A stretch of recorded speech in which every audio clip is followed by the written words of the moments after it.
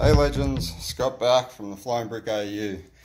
Going to do a quick video today on dialing in your Motoscope Pro. I've had quite a few questions on settings so forth. They're pretty easy, but maybe a little easier with a video. You see my little one sitting in there on a beautifully made K11 top yoke made by Dixer Parts. It's a quality bit of kit. I highly recommend it. So I'm assuming you've got it all wired in. You've wired in your push button. My push button I located down, there she is there, just virtually in the left hand side of the frame. It's pretty easy to reach around with my left hand as I'm going. You definitely need that for doing all your settings. It has 4 levels. Level 1 is a under 1 second push, just for cycling through. Level 2 is a 1 to 2 second push. Level 3 is a 2 to 4 second push, and level 4 is hold the button for more than 4 seconds, which is usually to take you back your menus. Alright, let's get into it. So, firstly, you've got 2 screens on this. Screen 1 is the bottom screen, the bigger screen, and screen 2 is your smaller screen here. To scroll through the 2 screens, you virtually, to level 2 press, 2 seconds.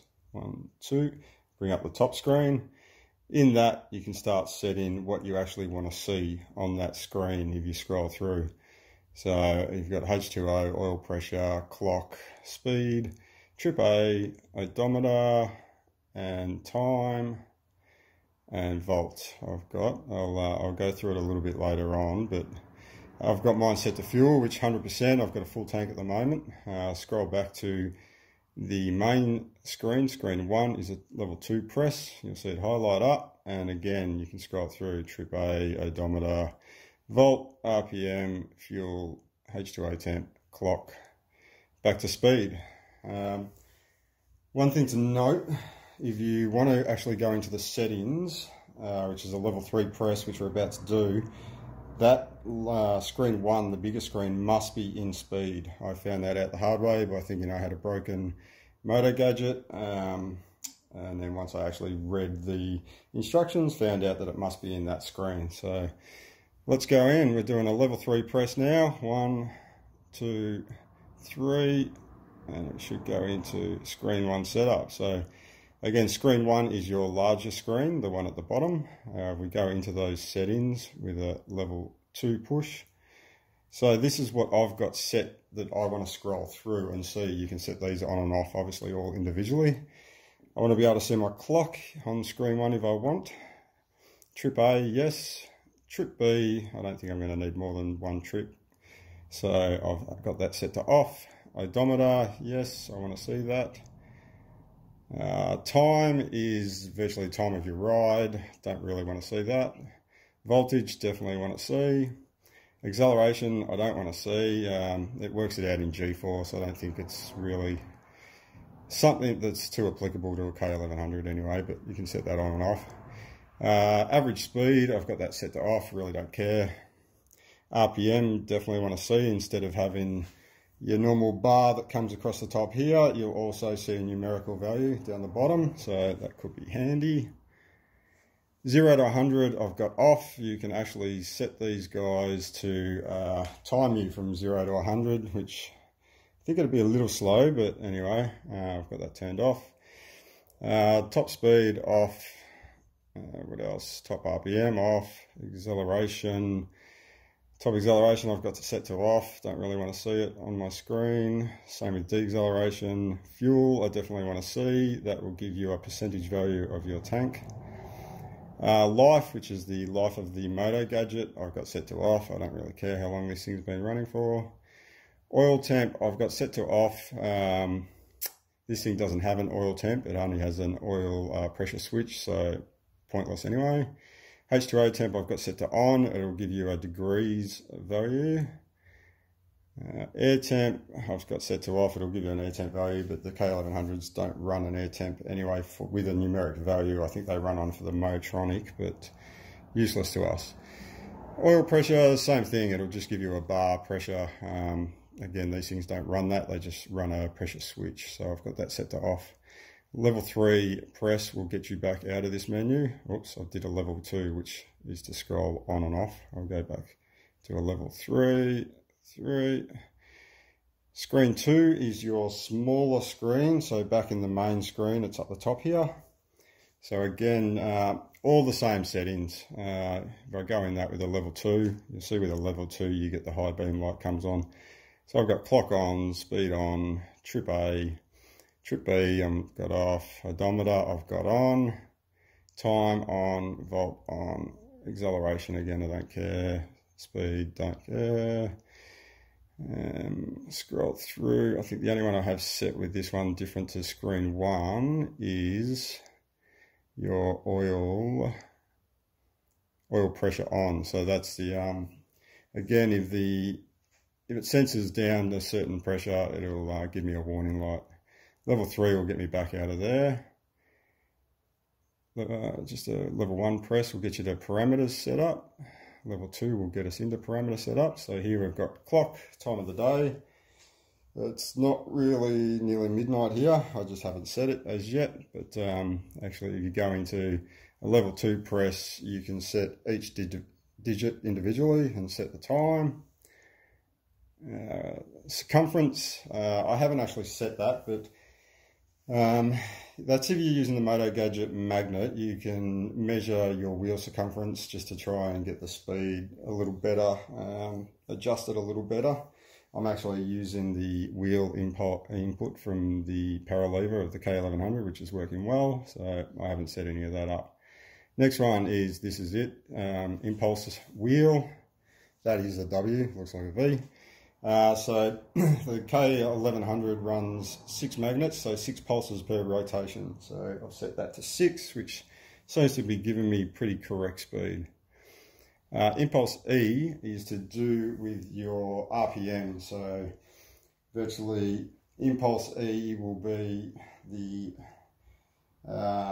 ignitions per crank revolution of your motor. So I've done a bit of research and apparently 1 is the go. The RPM seem right, so I've left it at that. Level 1 is impulse filter. These things run a few different filters, which if you get a bit of bounce on your tack and it's sort of jumping around a little bit, you can try a different filter. I've left mine on A because the tack seems pretty solid, so it's all good. If you do need to change that, it's not going to hurt anything. You can try different ones, just going for a level 2 push and then a level 1 push to get different filters.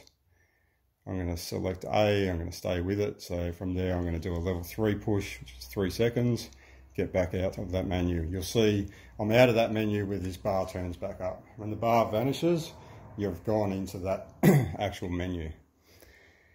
Another level 1 push, S calibration or SCal is what you want your tacho to read maximum. So I've picked 10,000 RPM just because the original K1100 one had 10,000 on it, so I'm sticking with that. Next is unit select. Obviously this is for Australia. We have kilometers and Celsius. Obviously in the States you can choose Fahrenheit, miles per hour, etc. I won't go into that, it's pretty self-explanatory. Next is flash. I have set to 8,000 RPM. Might be a little bit high there, but it's just virtually just a red line. Screen will flash when you get to 8,000 and tell you to change gears.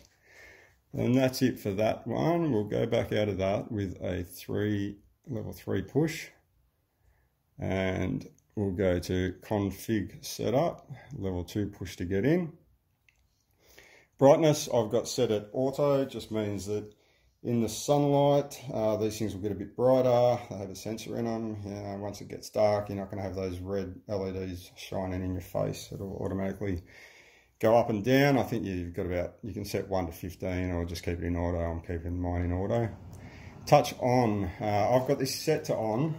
This was an interesting one. I actually set it on and again hit the Motogadget with my finger about 100 times, thought the thing was broken, but it comes up. There's a little sensor about here. You actually need your glove on for it to work, which is pretty bloody ingenious. I found that out by just brushing a glove over it by accident, and she started cycling like what we're doing now. So it's the same as the button push, but you can actually tap the screen with your glove. A lot of people have this turned off because apparently rain or water starts to spin it out a bit, and you might start cycling through your menus. This baby's never going to see rain, so I'm having mine left on.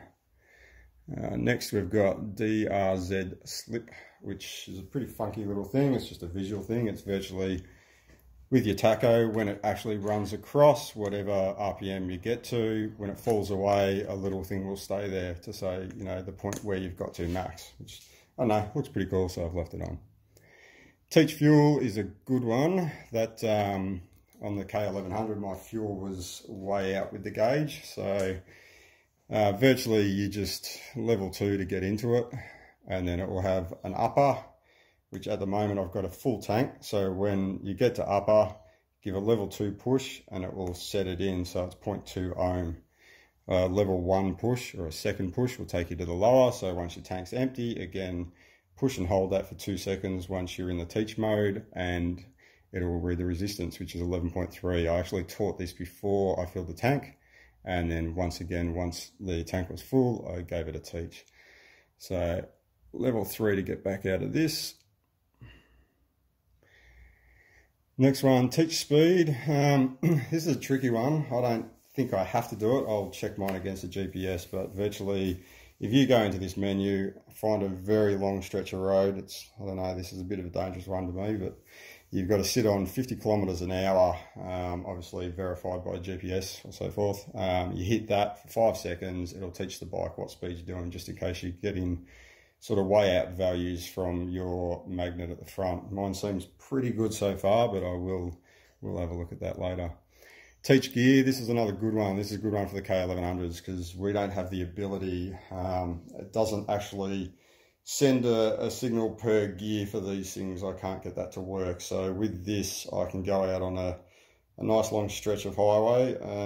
First gear, I'll hit the button, tell them I'm first, I'll change to second, hit the button, so forth, and then all the way up through the gears. And when where your little neutral indicator usually comes up with the N, this will now hopefully tell me the gear that I'm in.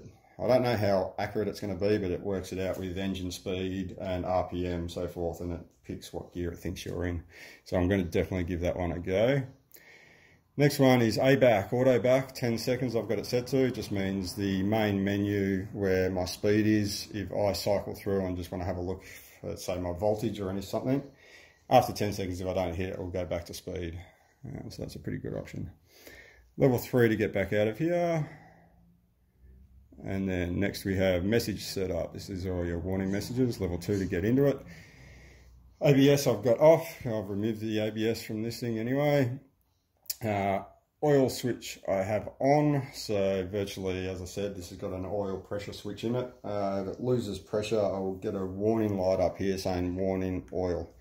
Any of those warnings that come up, it'll have a acknowledge next to it. If you push the button and acknowledge that, it will go away. Next one we have is oil pressure. I don't have a pressure sensor in it, so forth. Like that pressure one is where you can you get a bar pressure. So all I've got is a switch, so there's no use me setting that up. Oil temp, again, I don't have oil temp on the K1100. It's just a switch. H2O temp. This is a overheat warning, so I've got mine set to 140 degrees, only because I don't think the K1100 temperature sensor is playing well with the Motogadget. I'm thinking I'm going to buy a Motogadget sensor just so they play a bit better. Reason being, my fan is kicking in at about 125 degrees is what it's saying. I don't have an IR temp sensor gun, so I can't really check it, but it seems very high to me. They're meant to be kicking in at about 105, so I think the calibration's a bit out between the two. So I've got it set at 140 just so I don't keep getting the overheat light coming up. Voltage, 12.3 volt. Obviously, if your alternator starts spitting it and it's not charging your battery, the warning light will come up. Engine on. I think that's if you've got engine management, like a warning light from the engine management system. It'll give you an engine problem light, a warning signal. But yeah, I've left it on anyway. Fuel, I've got set at 11%, telling me I'm low in fuel. You can set that at whatever percentage you want by a level 2 press going in and just digiting, through the numbers. Air temp I've got off because these things don't run an actual valued air temp sensor. I think it's more just for the Motronic. Service I've got off. You can actually set this in hours. So I don't know, you could set, say, after 100 hours of riding, you want a service light coming up just saying it's time to change the oil. So far I've got that set to off. I think I'll feel that as I go. And that's it for that one. We'll go level 3 press, 3 seconds to get back to the main menu. Next is system setup, level 2 press to get in. Odometer, this is a good one. So originally this K had 75,826 Ks on it, so that's where it's starting again, so I can keep track. You can set all these values in. You level 2 press to get in, it'll take you to one number, then a level 2, level 2, level 2, and level 1's to scroll up through the numbers. You can set each digit individually. Reset all, pretty self-explanatory, I won't hit that one. Versions, just your software version in case you have to contact Motogadget for any reason. Breakout box, I'm running a breakout box B just because of the extra sensors that I can connect with that. So that's just the version of the breakout box that it's looking at. And hardware version, again, just I suppose for your own information if you need to contact Motogadget for anything. That's it for that one. Level 3 to get back out again. Oh, I did a level 2. So we'll just do a level 3 and we should bomb out of that. Alright, version up.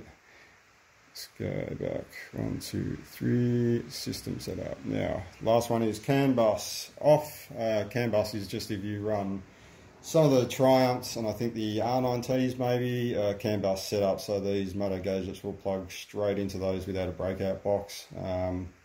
Obviously the older bike, I've got the breakout, I don't need that on. Alright, that's virtually it guys. It's pretty simple. So once you get through all this and you're happy with everything, it's a level 4 press, which is 4 seconds and above. 3, 4, and it'll get back to the main screen. Yeah, any questions, just hit me up on here or Instagram at @theflyingbrick_AU. I'm happy to try and help anyone. Hope it helps. Thanks guys, see you later.